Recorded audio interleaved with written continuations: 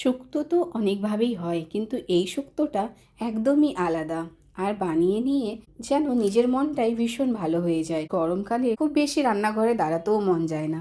সেই জায়গাতে এরকম একটা বেস্ট রেসিপি হলে আর কিছুই চায় না, মনে হয় ভাতটা যেন তৃপ্তি করে খাওয়া হয়ে যায়। রান্নার প্রথমেই এখানে পাঁচফোড়নকে ভেজে নিয়ে তুলে রাখবো। তারপরে এখানেতে কড়াইতে আন্দাজ মতন তেল দিয়ে দেবো।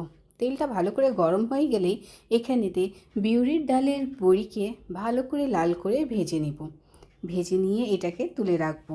যেই দিন এই রেসিপিটা আমি প্রথম বানিয়েছিলাম, আমি এটার প্রেমে পড়ে গিয়েছিলাম। সত্যি এই রেসিপিটা খুবই ভালো হয়েছিল খেতে। এরপর করলাটাকে ভেজে নেব। করলাটা একটু লম্বা লম্বা সাইজের কেটেছি।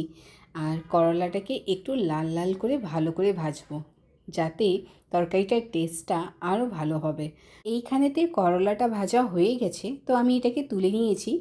আর এরপর এখানেতে তেজপাতা, কালো জিরা, জিরা আর সর্ষে দিয়ে নিয়ে ফোড়ন দিয়ে নেব।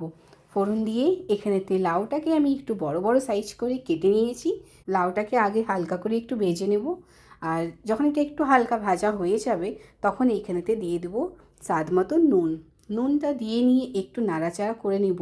নুন দেওয়াতেই লাউ থেকে অলরেডি জল বার হবে, তো এখানেতে আলাদা করে জল দেবার কোনো দরকারই নেই। এই দেখো লাউটা কি সুন্দরভাবে গলে গেছে, আর লাউটা একদম কচি ছিল, তার জন্য খুব তাড়াতাড়ি সফট হয়ে গেছিলো। এরপর এইখানেতে পোস্তটা পিষে রেখেছিলাম, যে পোস্তটা এখানেতে দিয়ে দেবো। আর পাত্রটা ধুয়ে নিয়ে জলটাও এখানেতে দিয়ে দেবো। দিয়ে নিয়ে এইটাকে ভালো করে মিক্স করে নেব। তরকারিটাকে ব্যালেন্স হবার জন্য এইখানেতে অল্প একটু চিনি দেব। দিয়ে নিয়ে এটাকে ভালো করে মিক্স করে নাড়াচাড়া করে মিনিট দুয়েক এটাকে ফুটিয়ে নেব। যখন এটা ফুটে আসবে, তখন এইটার মধ্যে বড়ি আর ভালো করে ভেজে রাখা করলাগুলোকে দিয়ে নিয়ে নাড়াচাড়া করে এইটাকে মিক্স করে নিয়ে এখানেতে 1 চামচের মতন আদা বাটা দিব। এটাতে এটার টেস্টটা ভীষণই ভালো আসে, এটা একটা ফ্লেভারটাই আলাদা আসে। এটাকে দিয়ে কিছুক্ষণ একটু ফুটিয়ে নেব, আর যাতে সবজিগুলো ভালো করে সিদ্ধ হয়ে যায়। আর সুন্দর সুস্বাদু শুক্তো লাউ দিয়ে করলা বড়ি দিয়ে তৈরি হয়ে গেল। নামাবার আগে ওই যে ভাজা মশলা করে রেখেছিলাম, ওইটাকে গুঁড়ো করে দিয়ে দেবো। আর 1 চামচের মতন ঘি দিয়ে নিয়ে গরম গরম ভাতের সাথে পরিবেশন করলে দারুণ লাগবে খেতে।